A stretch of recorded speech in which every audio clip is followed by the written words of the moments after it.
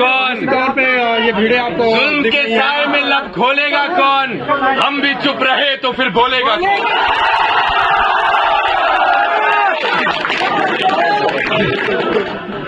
अब आप लोगों को मैं एक भरोसा दिलाकर जाता हूं।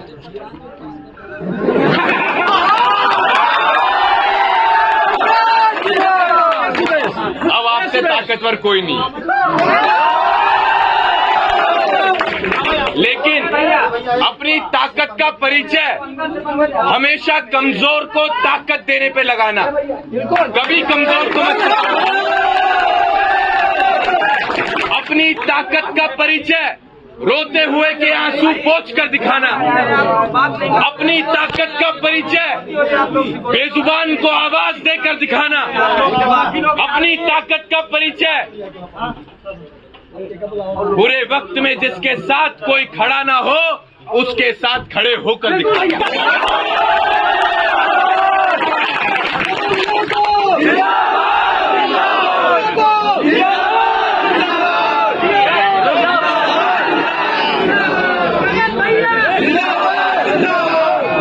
ये जो प्यार, ये जो नारे, ये जो अपना कीमती समय आप लोग हमें दे रहे हैं, इसकी बदौलत भी आपको कुछ कहना चाहते हैं। ध्यान से सुनना, बहुत गंभीर शब्द हैं और इनको बहुत महसूस करके मैं आप लोगों के पास तक पहुंचाना चाहता हूं। और ये भाव मेरे, ये शब्द मेरे उन लोगों के लिए हैं जो आज हमारे लिए यहां पर एकत्रित हुए हैं, कि जिसने भी दिया एक कतरा भी साथ हमारा, जिसने भी दिया एक कतरा भी साथ हमारा, जिंदगी रही तो समंदर लौटाएंगे।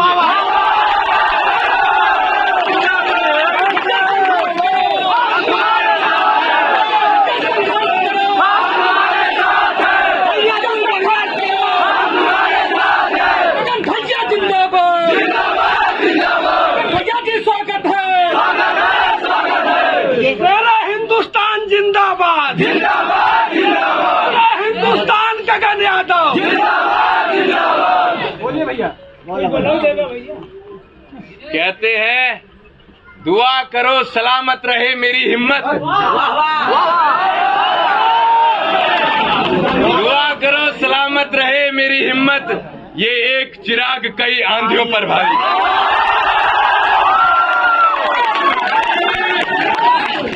बस ऐसी संगठित रहो, 27 में सरकार भी बनेगी और बहुत जल्द आपका प्रधानमंत्री भी बनेगा।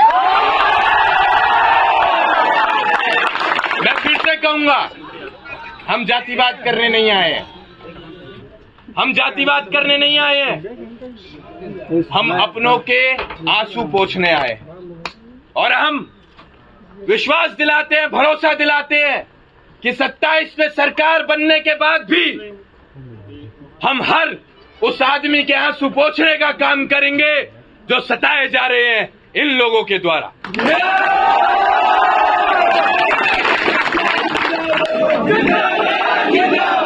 गगन भैया जिंदाबाद, जिंदाबाद। गगन भैया संघर्ष करो।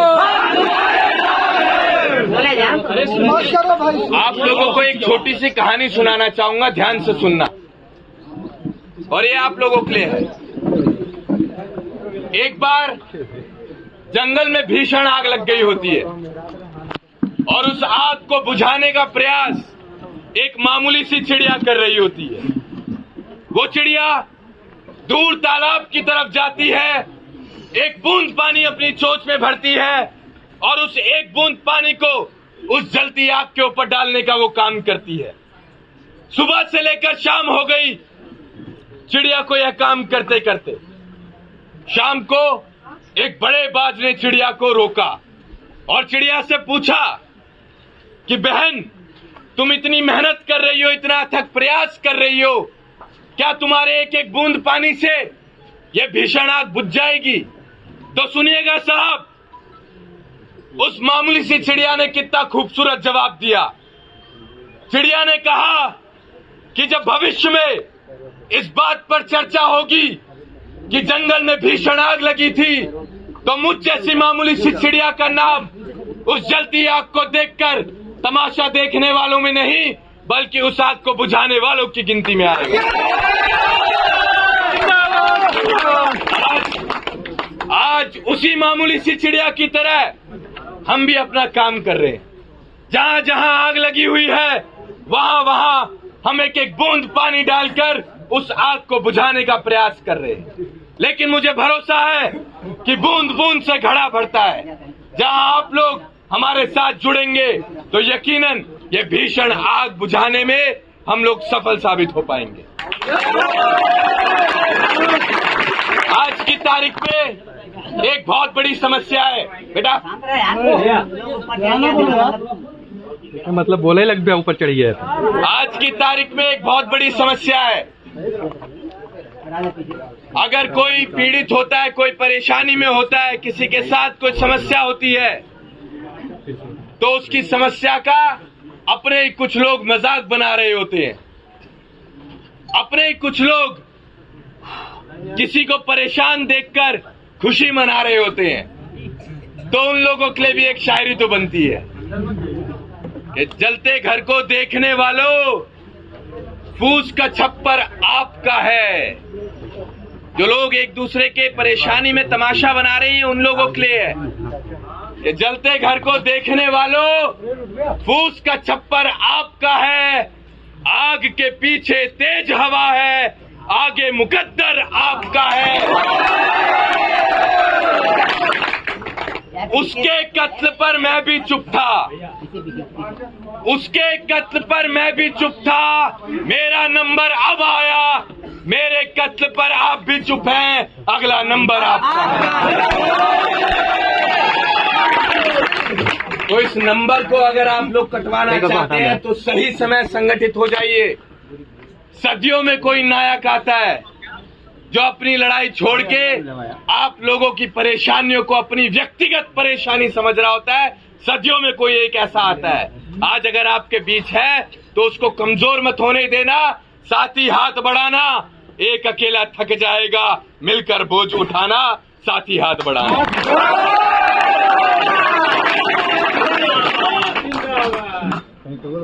अभी आप एक दूसरे की समस्या का हल नहीं निकाल पा रहे तो कल को आप सरकार कैसे बनाएंगे? हम तो इस बात को लेकर भी बड़ा चिंतित हैं।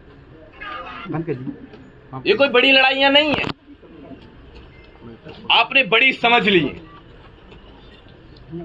देखिए साहब, गुलामी आर्थिक कमजोरी से नहीं होती है, गुलामी कमजोर मानसिकता से होती है। और कमजोर मानसिकता वाला आदमी पूरी जिंदगी गुलाम रहेगा, चाहे उसके पास अथाह संपत्ति क्यों ना हो जाए, वो हमेशा गुलाम रहेगा। तो आप तो इतने बड़े समाज से आते हैं। We are one of the largest community of India, approximately 18%, 18% हम लोग इस देश में हैं। 26 करोड़। कहां सो रहे हो, कहां सो रहे हो? ऐसा है, हनुमान जी को भी बताना पड़ा था कि तुम बहुत बलशाली हो। ऐसे आज की तारीख में आपको भी बताना पड़ रहा है कि आप लोग बहुत ताकतवर हो। लेकिन इसके साथ हमें डर है कि कभी समाज की एक ताकतवर नारायणी सेना हुआ करती थी जिसके सामने कोई खड़े होने का भी सामर्थ्य नहीं रखता था। तो हमें डर इस बात का भी है कि ताकतवर समाज कभी किसी के साथ गलत ना करे। इसलिए मैं आपके बीच अगर आया हूं तो हाथ जोड़कर कहूंगा कि आप लोग उस दादा श्री कृष्ण के वंशज हैं जिसने हमेशा कमजोर को ताकत देना ही उचित समझा है। तो कभी भी आप लोग किसी गरीब को, किसी मजलूम को ना सताएं, इसका मैं निवेदन करूंगा। और इसी के साथ ये भी कहूंगा कि संगठित रहिए, आगे बहुत लड़ाइयां हैं जो हमें लड़नी है। और आज आपके बीच आया हूं, आज के बाद, यहां से जाने के बाद आप अपने प्रतापगढ़ में माहौल देखिएगा, क्या माहौल आपका होने वाला है।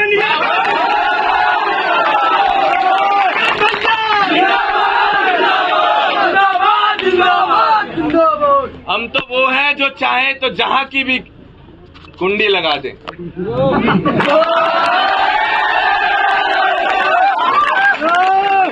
नेता हम जिले और विधानसभा वाले नेता नहीं है। हम तो इस समाज के नेता हैं साहब। जो समाज का नेता एक विधानसभा, एक लोकसभा और एक मंत्री पद के चक्कर में अपने घुटने नहीं टेकेगा, अपनी गर्दन कटवा लेगा, लेकिन आपकी गर्दन नहीं टूटने देगा।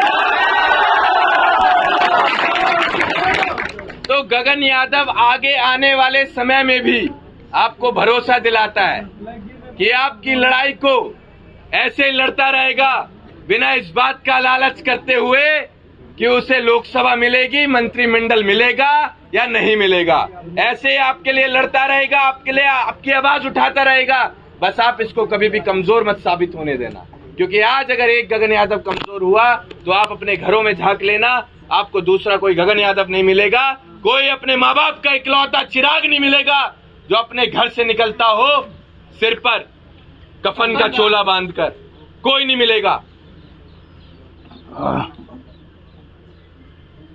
एक बार हमारी तरफ भी देखना, हम यह नेतागिरी करने नहीं आए। और मेरी माताएं बहुत अच्छे से समझ पाएंगी, जिनका एक बच्चा है वो कभी भी अपने बच्चे को अपने कलेजे से दूर नहीं रख पाएंगी। मेरी माँ ने, जिसका मैं इकलौता चिराग हूं, अपने इस इकलौते चिराग को आप लोगों की लड़ाई लड़ने के लिए अपने घर से बाहर भेज रखा है। बस उस माँ की भी लाज रखना, मैं मंदिर के सामने से कहकर जा रहा हूं। बाकी एक भरोसा भी दिलाता हूं, ना आपको झुकने दूंगा, ना आपको कभी किसी के सामने घुटने टेकने दूंगा। बस बहुत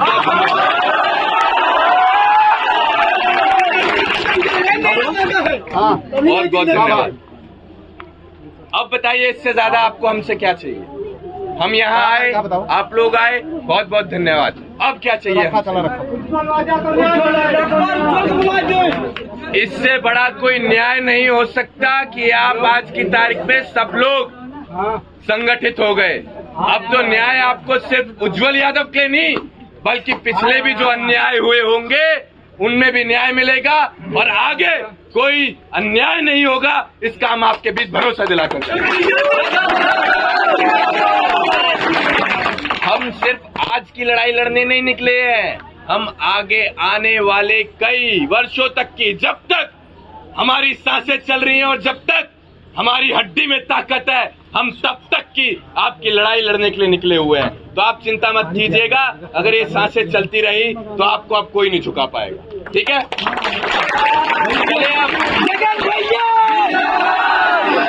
गगन भैया तुम संघर्ष करो। सभी को जय श्री कृष्णा। और आप लोगों की ये जिम्मेदारी बनती है, किसी के भी साथ कोई समस्या होती है तो इसी प्रकार आप लोग संगठित होकर आए, बिना ये देखे कि आपके बीच कौन नेता आने वाला है। नेता आपकी लड़ाई नहीं लड़ेंगे, आपकी लड़ाई आपको स्वयं लड़नी पड़ेगी। आप सबको ऐसे संगठित रहकर अपनी लड़ाइयां लड़नी पड़ेंगी। अब मेरे को अगर नेतागिरी करनी होती तो मैं अपने जिले में करता, मैं यहाँ क्यों आता? मतलब मैं कुछ तो भाव लेकर चल रहा हूँ ना आप लोगों के।